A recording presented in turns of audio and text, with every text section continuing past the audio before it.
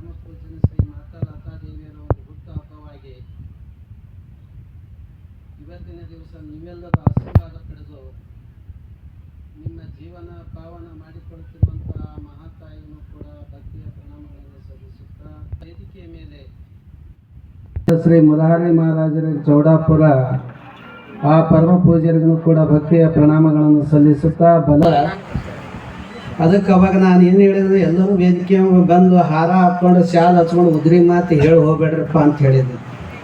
ಈ ಮಾತು ಎಷ್ಟು ಮಂದಿ ನೆನಪದನ ಎಲ್ಲ